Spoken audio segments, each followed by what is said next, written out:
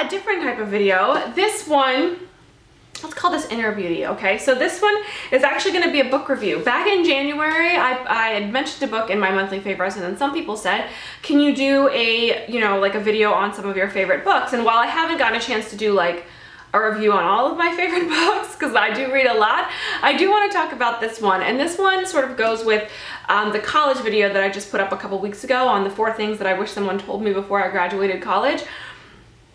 I made mention of this book, and this book is called Now Discover Your Strengths by Marcus Buckingham and Donald O. Clifton, PhD. Now, most of the time this book is used for companies and organizations. I think that they use them to sort of classify applicants and decide whether or not to hire them. You may not work for an organization or a company that utilizes this book, but I'm actually going to recommend it for just anyone in general, because the book is great, and it's more than just reading the book. The book is fantastic, but what comes with the book is actually the kicker for me. So when you buy Now Discover Your Strengths, it actually comes with a code. The code is either on the inside of the sleeve, or if you buy it like a ebook, like a Kindle version of the book, then they're going to email you this code. And the code, you use that to take the Strength Finders test. Now, the Strength Finders test, what it's going to do is it's going to give you your top 5 strengths in no particular order. It asks you a series of questions. I want to say that the actual test takes like 30 minutes or something.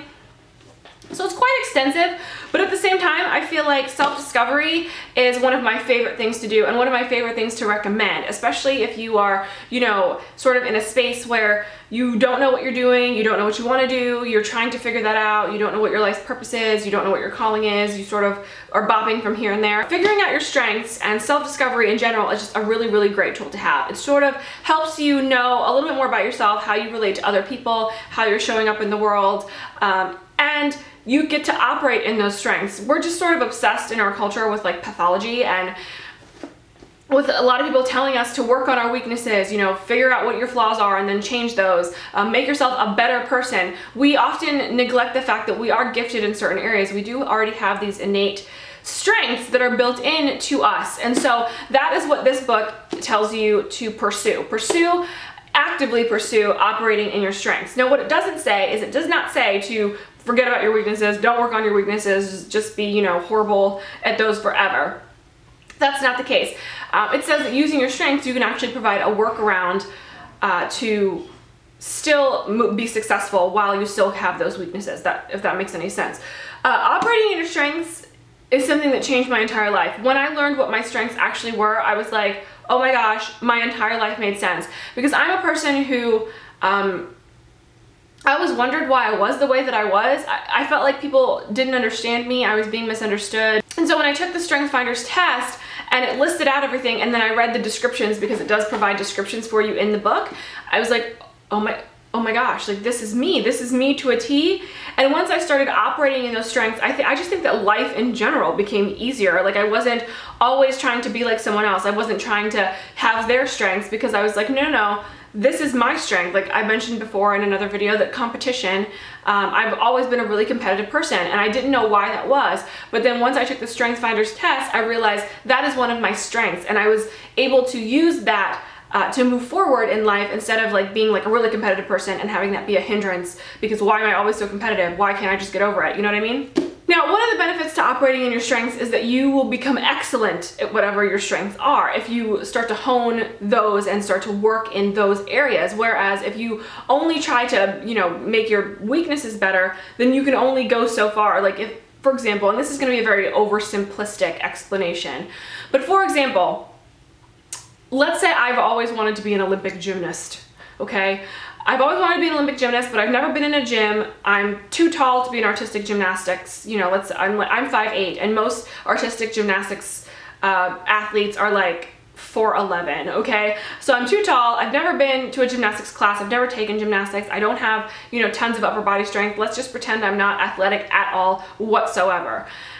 I can try my darndest to be an Olympic gymnast, but I probably won't get very far. Now, I'm not saying that if that's your dream that you can't. That is not what I'm saying. I'm saying that if that is your dream, you absolutely can, but understand that you are going to have to overcome some maybe physiological obstacles to pursuing your dreams. Some physiological obstacles, some innate obstacles, However, let's say I'm a really gifted musician. I can hear something on the radio and then I can immediately play it on a piano, or I can hear notes and I have perfect pitch, or whatever the case is, and I'm an awesome musician. Or if I focus all of my energy on honing my craft as a musician, then obviously I'm going to become an excellent musician because I already have like this innate natural ability to understand and hear music. So if I pursued that, then I'd probably be awesome. However, if I pursued being an Olympic gymnast when I've never been in a gym before, when I've never taken a gymnastics class, when I'm too tall, I would have to work extra hard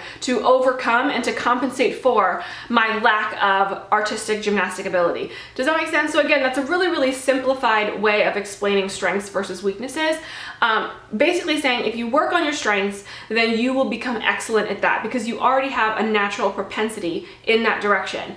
If you focus on working on your weaknesses, then at best you're just going to be average and you'll probably get frustrated because that's not where your natural gifting lies. Your natural gifting is like a gift to you. So it's something that you have that you're supposed to use in your life to benefit mankind or to benefit society or to benefit the world or whatever the case is. So that's why I always encourage people to operate in their strengths because strengths is where it's at. I know that I probably talked a lot faster than I wanted to in that video because there was a lot of information that I wanted to convey and tried to keep it as concise as possible. So I will put more information up about this book on my blog, so be sure to check it out. I will list also what my strengths are in my blog too, so you can see what my strengths are. There are 34 themes in this book of strengths, and it took them like years and years of research to understand like people and then figure out what the top strengths were, like what the top themes were. And so they developed 34 of them. So you could be like me and you could have a competition strength, or you could have a adaptability strength, an activator strength. You can have an input strength. I have that. You can have a focus strength or a fairness strength or a connectedness strength. There are a ton of different ones. Command. There are a ton of different ones in here, and some of them probably aren't even things that you would consider your strengths. So I highly recommend this book. I think buying it online is something like $13. Getting it on Kindle is something like $10, and I just think that it's a really good investment for you as an individual to just try it out. It's a small price to pay for the knowledge that you gain, in my opinion. So if you are able to purchase it or able to order it, then I definitely would.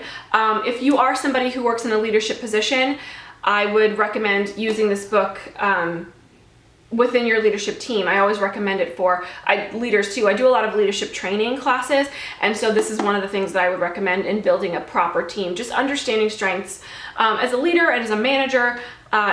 You want to know your people. So just a little tidbit for anybody who is in a leadership or management position. If you want to build the right team, then you want to get the right tools for the right job. And for that, you're going to need different types of people. And so this book is going to help you sort of navigate your way through that. Make sense? Again, more stuff is going to be on my blog about this book. If you have any questions, leave me a comment down below. If you've taken the Strength Finders test, leave me that comment down below because I'd love to hear what yours are. Part of, I think what I love the most is hearing what other people are, because most of the time their combination is a lot different than mine. So yeah. Hope you guys are having a really awesome day, and I will see you in the next video. Take care. For more tips, visit www.dazzlediaries.com.